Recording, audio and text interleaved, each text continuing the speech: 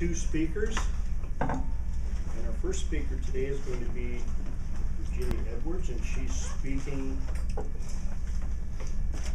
from the Speaking to Inform manual, and as her evaluator, Darren, would you please give us her objectives? Sure. Her objectives are select new and useful information and for presentation to the audience, organize the information for easy understandability and retention, present the information in a way that will help motivate the audience to learn. Time is 6 to 8 minutes.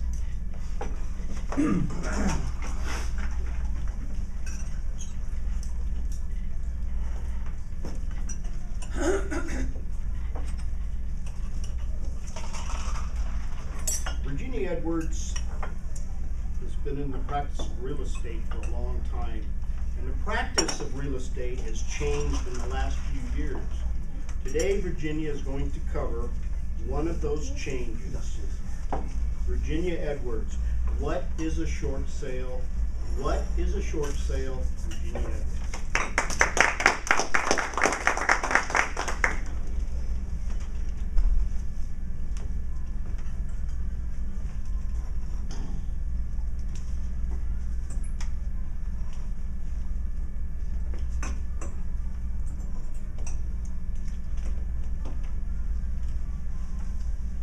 Mr. Toastmaster, fellow Toastmasters, welcome, Mike.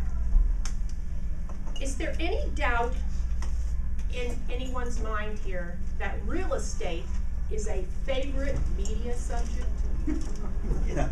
Not a week goes by without something in the RGJ, sometimes 2, sometimes 3. These are a few recent ones. Distressing news. Struggle continues in the home market.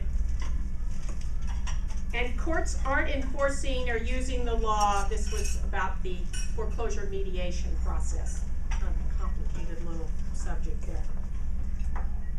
In addition to the RGJ, we've got TV, we've got the internet, we've got national magazines, we've got national news of any type. Some of this information is good.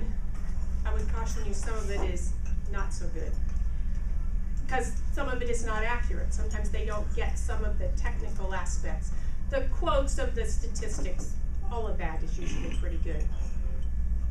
The two most frequent questions I get asked in just a social setting, or you're with friends or some event. First question is, how's the market?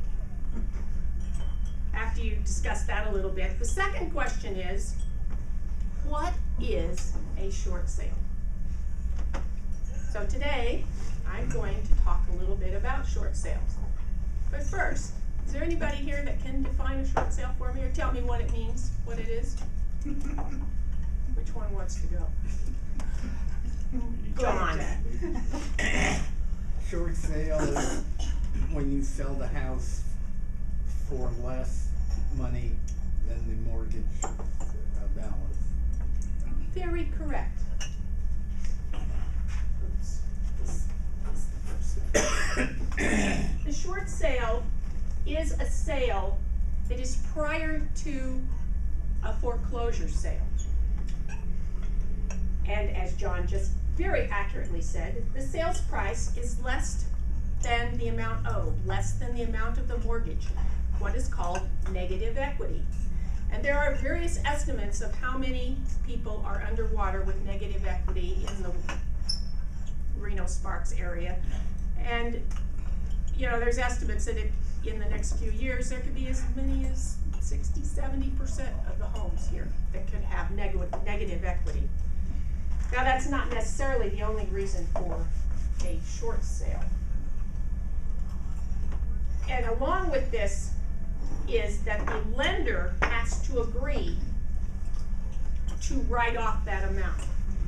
This agreement does not generally take place before something is listed as a short sale, and I'm going to come back to that. Now, the most things you hear about short sales are all the negatives, so we're going to start with those. The negative consequences are several. The first is a deficiency judgment. any kind of a loan that you have, not just a real estate loan, if you don't pay that loan, there's a process in the law to come after you and get a deficiency judgment against you. Now, Nevada is known as what is known as a single action state.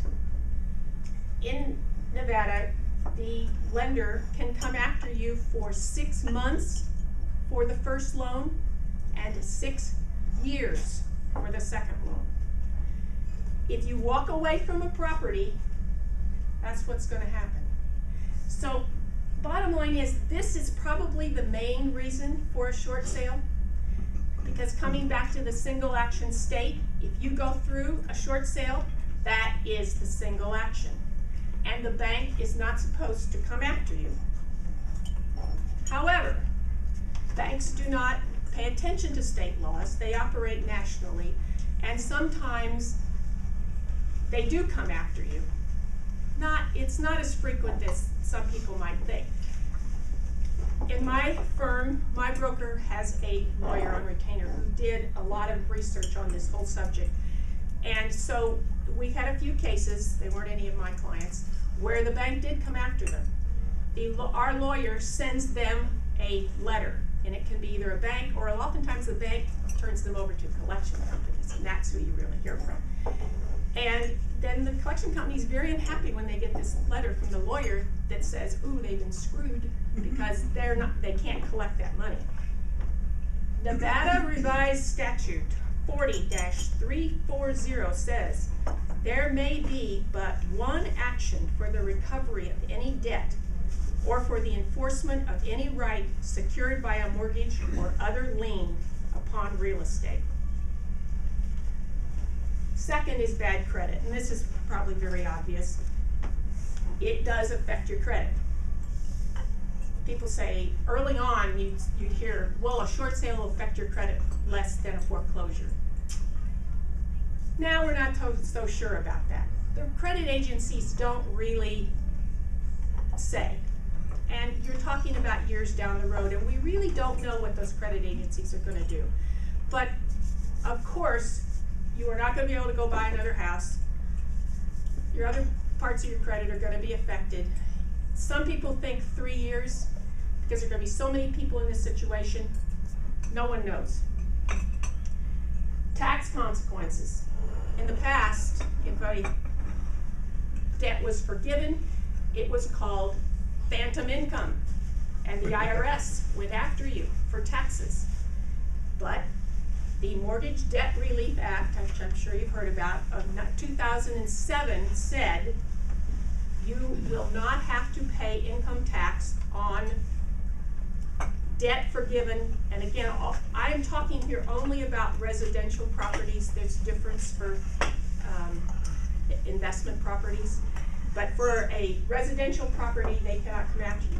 They will issue you, I think it's a 1099, but whatever form it is, and then you take it to your tax person, and it goes with the tax return, but you do not pay taxes on it.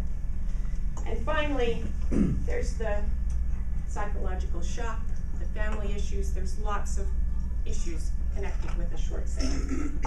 The positive issue is the sellers get out of oftentimes a difficult and sometimes impossible situation for them, and they get to move on with their lives.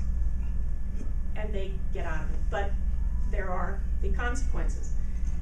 The benefits to a buyer: you can buy a very nice property today for a good price if you can get a loan, which of course is the biggest problem today because of everything else that's gone on. But the downside to this is these short sales can take months. They require infinite patience, persistence, but they do work. Briefly, the process is this. Seller has to fill out what we call a short sale package, and we've tried to put together a package that is a combination of things most banks want. And it will include all kinds of financial information, tax returns, mortgage statements, bank statements, and so forth, and a hardship letter that says why you cannot make your payments anymore. After this, we list the property in the normal way. Bank won't really look at it until there is an offer. And then when there is an offer, all of this paperwork goes to the bank, and then the fun begins. Because then the process of negotiation really starts, which is handled by the realtor on behalf. We need permission to talk. The bank won't talk to us without all that signed paper from the seller saying, I give you permission to operate on my behalf. Ultimately, what you get is we receive what is called a demand letter from the bank that authorizes the short sale, and at that point, it goes through the rest of the normal real estate process. Banks don't follow normal real estate rules. They don't care about them. They don't know about the laws. They don't follow any kind of time frames. They are very, very frustrating.